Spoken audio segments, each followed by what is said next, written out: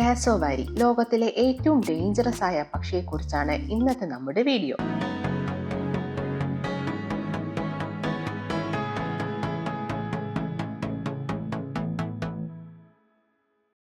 ഏഴടി ഉയരവും തിളക്കമാർന്ന കറുത്ത തൂവലും നല്ല നീല തലയുമുള്ള സുന്ദര പക്ഷി എങ്ങനെയാണ് ഇത്രയും ഡേഞ്ചറസ് ആയ പക്ഷി എന്ന് പറയുന്നത്? ശക്തമായ കാലും നഖങ്ങളുമുള്ള ഇവർക്ക് 6 അടിയോളം ഉയരത്തിൽ ചാടുവാനും സാധിക്കും. ഇവരുടെ കരുത്തുറ്റ നഖങ്ങളാണ് ഇവരുടെ ഏറ്റവും വലിയ ആയുധം. പൊതുവെ ആഹാരത്തെ പിടിക്കുവാൻ വേണ്ടി മാത്രമാണ് ഇവർ നഖങ്ങൾ ഉപയോഗിക്കാറുള്ളത്. എന്നാൽ ശത്രുക്കളുടെ ആക്രമണം ഉണ്ടായാൽ ഇവർ കാലുകൊണ്ട് ശക്തമായി പ്രഹരിക്കാറുണ്ട്. ഈ പ്രഹരത്തിന്റെ കാഠിന്യത്തിൽ ശത്രുക്കളുടെ എല്ലുകൾ പോലും ഒടിഞ്ഞു പോവാറുണ്ട്. കാസോവാരികൾ ആക്രമിക്കണമെന്ന് വിചാരിച്ചാൽ അവയുടെ ആക്രമണം അതികഠിനമായി. 2019 ഒരാൾ തന്റെ ഫാമിൽ വളർത്തിയ കാസോവാരിയുടെ ആക്രമണത്തിൽ മരിച്ച സംഭവം ലോകം ഞെട്ടലോടെയാണ് കേട്ടത്.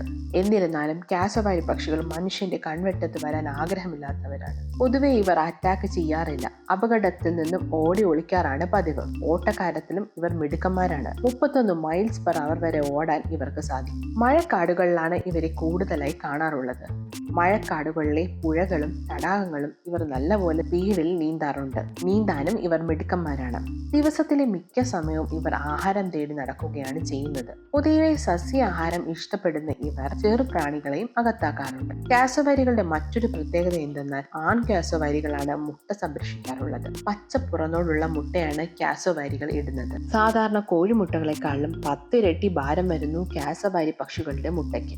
മുട്ടയിട്ട ശേഷം പെൺ കാസോവാരികൾ മുട്ടയെ ഉപേക്ഷിച്ചു പോവാറാണ് പതിവ്. ആൺ കാസോവാരികൾ 50 ദിവസം അടയിരുന്നാണ് മുട്ട വിരിപ്പിക്കാറുള്ളത്. കാസോവാരി പക്ഷികളുടെ കാഷ്ടത്തിലൂടെയാണ് മഴക്കാടുകളിൽ വിത്ത് പ്രചരണത്തിന് വലിയൊരു കാരണമാകുന്നു. കാസോവാരികൾ പൊതുവായി 3 തരത്തിലാണ് ഉള്ളത്. ഏറ്റവും വലിയ ഇനത്തിൽപ്പെട്ട സദേൺ കാസോവാരികൾ, നോർത്തേൺ കാസോവാരികൾ, പിന്നെ ഏറ്റവും ചെറിയ ഇനത്തിൽപ്പെട്ട ഡോഫ് കാസോവാരികൾ.